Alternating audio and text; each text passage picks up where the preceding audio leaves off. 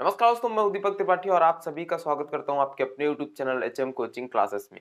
दोस्तों, काफी रिक्वेस्ट आ रही थी कि सर कोलकाता जोन की कट ऑफ क्या जाएगी RRC ग्रुप डी की। तो उस वीडियो को लेकर के मैं आपके सामने आया हूं। आज यहां पर डिस्कस करूंगा पूरा डिटेल में कि कोलकाता जोन की कट ऑफ क्या जाएगी, इसके क्या क्या फैक्टर रहेंगे, कट ऑफ कम क्यों होगी और कितनी कम होगी, यहाँ पर सारी बात करेंगे। लेकिन आपको क्या करना है, आपको वीडियो को शुरुआत से लेकर लास्ट तक देखना है, क्योंकि अगर आप स्टार्टिंग में स्किप कर देंगे, लास्ट में केवल कट ऑफ देख लेंगे, तो आपको लगेगा कि बहुत कम कट ऑफ बता दी है, पता नहीं इतनी जाएगी या नहीं जाएगी। मतलब आपको एक बिलीव करना थोड़ा सा मुश्किल हो जाएगा कि यह कट ऑफ क्यों इतनी कम जा रही है। यहाँ पर मैं पूरा जब डिस्कस करूंगा, आप पूरा देखेंगे तो आपको पता चलेगा कि हाँ, ये हो सकता है इस बार और यही होगा। ठीक है, तो अगर ग्रुप डी की बात करी जाए कोलकाता जोन से, अगर कोलकाता जोन से ग्रुप डी की बात करी जाए 2021-22 में, जो कि परीक्षा होनी है अभी 2022 में इसकी, और 2022 में ही शायद इसका रिजल्ट आ जाएगा और 2022 में ही ये भर्ती अब कंप्लीट हो जाए, ऐसी पूरी संभावना है। अगर यहाँ पर हम लोग कुछ बातों पर बात करें, जैसे पिछली कट ऑफ क्या रही थी, तो उससे रिलेटेड बात करेंगे कि पिछली कट ऑफ क्या रही, फिर उसके बाद इस बार उसमें क्या क्या परिवर्तन है, क्या क्या चेंजेस है 2019 में जो फॉर्म आए थे, और इस बार कट ऑफ जाने के और क्या क्या कारण हो सकते हैं, इन सब पर डिटेल में बात करेंगे। चलिए देखिए, सबसे पहले अगर बात करें कि 2018 में जो वैकेंसी आई थी, उसमें प्रीवियस ईयर कट ऑफ की बात करते हैं कि जो 2018 में वैकेंसी आई थी उसमें कट ऑफ कितनी गई थी। तो यहां पर देखिए, मैंने कट ऑफ लिखा हुआ है category wise. UR, OBC, SC, ST 80.57 UR की गई थी, 71.77 ओबीसी की, 71.60, यानी ओबीसी और एससी की आप देखेंगे तो लगभग बिल्कुल सेम सेम गई थी। एसटी कैटेगरी में गई थी 55.76। लेकिन ये बहुत हाई कट ऑफ है, और ये जो स्कोर यहां पर दिए गए हैं, ये सारे के सारे कैसे स्कोर हैं, नॉर्मलाइज्ड मार्क है। ये सब यहाँ पर नॉर्मलाइज्ड मार्क है, यानी नॉर्मलाइजेशन के बाद ये कट ऑफ गई थी। एक्चुअल में रा मार्क्स, क्योंकि पिछली बार कट ऑफ वैसे भी जो नॉर्मलाइजेशन हुआ था उसमें काफी सारे नंबर बढ़े थे, 20-20 नंबर, 25-25 नंबर, काफी ज्यादा नंबर बढ़े थे। इसकी वजह से भी यहाँ पर काफी ज्यादा हाई कट ऑफ गई थी। अगर यहाँ पर पिछली वैकेंसी में थोड़ी सी नजर डालते हैं, तो टोटल जो वैकेंसी थी वो कितनी थी, 2367। ये केवल और केवल कोलकाता जोन के लिए मैं बता रहा हूं, टोटल नहीं है ये भी। ये कोलकाता जोन में कितनी वैकेंसी थी, 2367 थी।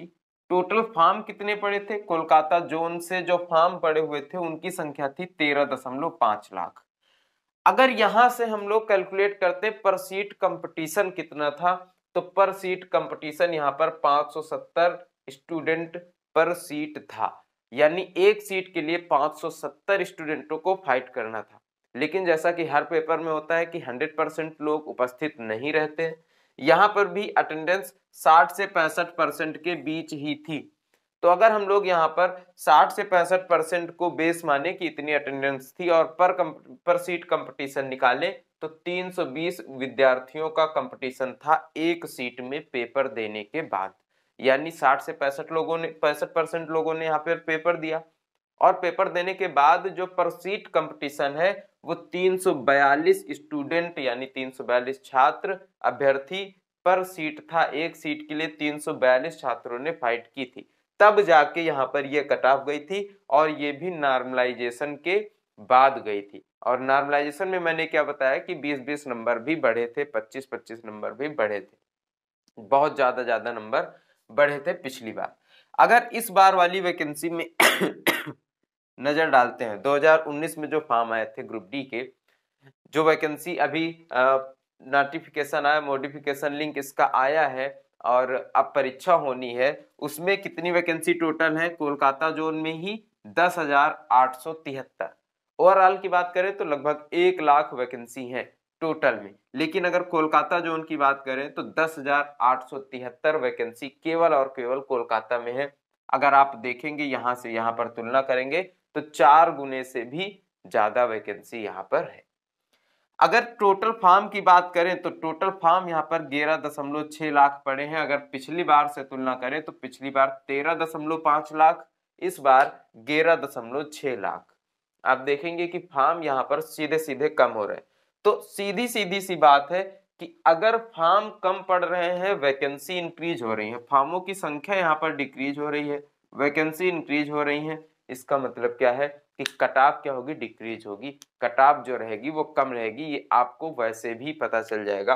कोई भी परीक्षा हो, अगर यहाँ पर फॉर्म जो पढ़ रहे हैं वो कम पढ़ रहे हैं, वैकेंसी ज्यादा हो रही है, इसका मतलब क्या होगा, कट ऑफ कम पड़ेगा, यानी पर सीट कंपटीशन भी कम होगा। अगर पर सीट कंपटीशन की बात करी जाए 100% फॉर्म, 100% उपस्थिति के हिसाब से, तो 107 स्टूडेंट पर सीट कंपटीशन इस बार है, जो कि आप देखेंगे कि यहाँ पर प्रेजेंटी के बाद से भी लगभग 3 गुना कम है।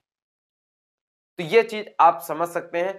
अब यहाँ पर देखिए, यहाँ पर अब बात करेंगे कि उपस्थिति क्या रहती है। 2-3 चीजों पर अब जो कट ऑफ है वो निर्भर करेगी।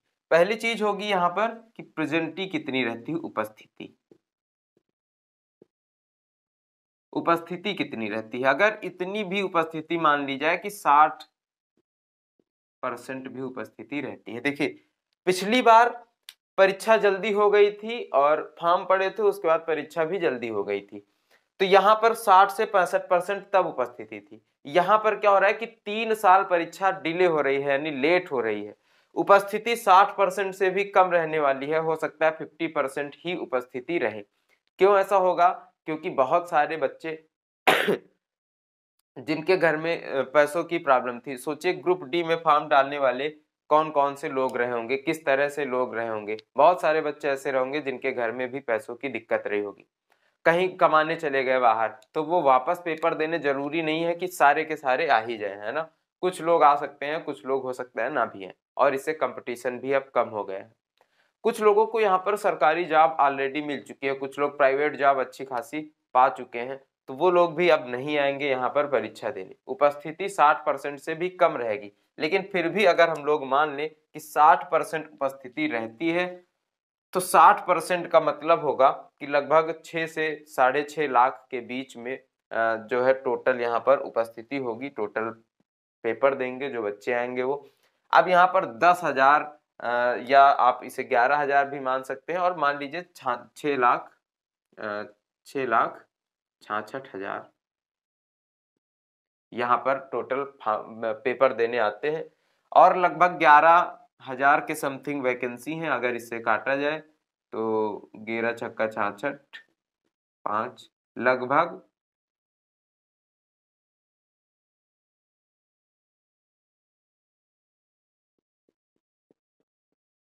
लगभग देखिए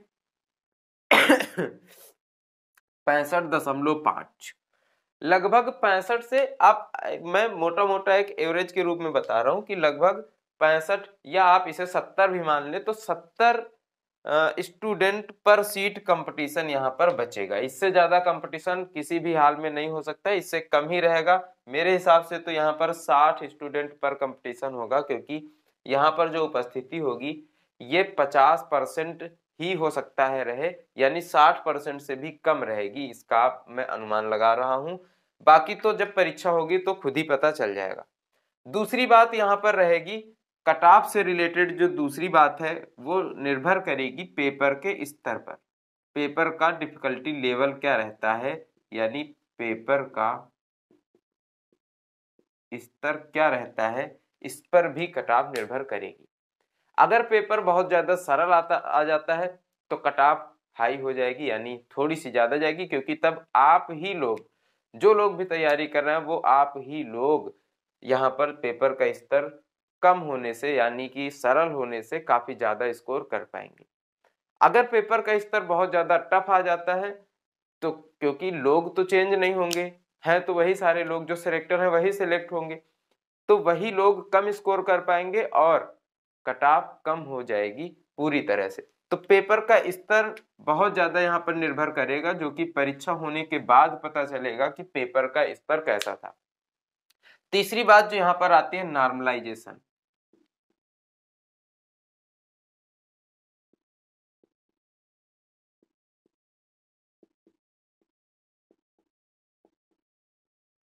तीसरी बात जो है यहाँ पर नॉर्मलाइजेशन है, और नॉर्मलाइजेशन में फार्मूला रेलवे ने चेंज किया इस बार पिछली बार की तुलना में, इस वजह से बहुत ज्यादा कट ऑफ नहीं जाएगी, क्योंकि नॉर्मलाइजेशन में बहुत ज्यादा नंबर इस बार नहीं बढ़ेंगे, लेकिन फिर भी 10 से 15 नंबर बढ़ सकते हैं, ठीक है।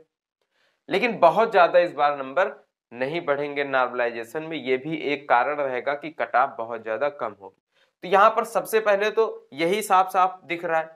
अब यहाँ पर अगर कट ऑफ की हम लोग बात करें कि यूआर की कट ऑफ क्या जा सकती है, तो देखिए यूआर की कट ऑफ अगर रा मार्क की बात करी जाए नॉर्मलाइजेशन के बाद, तो नॉर्मलाइजेशन पर डिपेंड करेगा कि कौन सी परीक्षा सरल थी, कौन सी कठिन थी, पेपर का स्तर क्या था, ये सारी बातें। लेकिन अगर मैं रा मार्क की बात करूं तो जो एवरेज पेपर होंगे, ना कि बहुत सरल ना ही बहुत कठिन पेपर हो, जो एवरेज पेपर होंगे, क्योंकि काफी फेजेस में हो सकता है ये भी परीक्षा हो और यहाँ पर भी पेपर का लेवल अलग अलग हो, तो जब बहुत ज्यादा ना तो सरल पेपर हो ना बहुत ज्यादा कठिन, अगर एक एवरेज पेपर की बात करी जाए और एवरेज पेपर में आपके यूआर में 50 से 55 के बीच में आ रहे हैं, मैं क्या कह रहा हूं कि अगर अनरिजर्व कैटेगरी में आपके 50 से 55 के बीच में स्कोर बन पा रहा है तो समझ लीजिए कि आप बिल्कुल सेफ जोन में हैं। अब आपको ग्रुप डी की फिजिकल की तैयारी करनी पड़ेगी। तो इसके लिए आपको टारगेट क्या करना है कि आपको, वैसे तो टारगेट आपको लेकर के चलना है कि आपके 60 प्लस स्कोर आप कर पाए, क्योंकि जब 60 प्लस स्कोर का टारगेट रखेंगे तब ये आसानी से अचीव हो जाएगा स्कोर। अगर ओबीसी की यहीं पर हम लोग बात करें तो ओबीसी भी कम से कम 47 से 55 या फिर आप ये मान सकते हैं 53-54 के बीच में, अगर आप प्रश्न सही कर पाते हैं निगेटिव वगैरह काट के, तो यहाँ पर आपका सिलेक्शन हो जाएगा।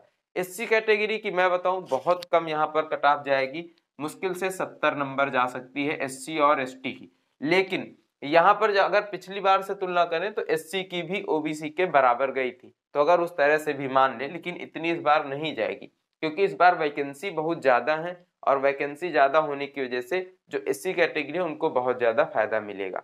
जब वैकेंसी कम रहती है, जैसे बहुत कम वैकेंसी हो तो 1-2 सीटें होंगी एससी कैटेगरी में, तो ऐसा तो है नहीं कि एससी कैटेगरी में किसी को भी पढ़ने की पूरी बहुत अच्छी व्यवस्था नहीं मिलती है, तो वो लोग यहाँ पर रैंक कर जाते हैं और उनका सिलेक्शन ज्यादा हाई कट ऑफ में हो जाता है। लेकिन जब वैकेंसी बहुत ज्यादा हो जाती है तो एससी कैटेगरी को फायदा मिलता है, और जिन लोगों के पास अभी भी बहुत अच्छी व्यवस्था नहीं है पढ़ाई करने के लिए, उन लोगों का भी सिलेक्शन वहां पर हो पाता है। तो यहाँ पर इनकी जो कट ऑफ है वो बहुत कम जाएगी मेरे हिसाब से, यहाँ पर 45 से 50 आप कह सकते हैं या 49 कह सकते हैं, इसी के बीच में अगर ये कर लेते हैं तो बस इसी में इनका सिलेक्शन हो जाएगा।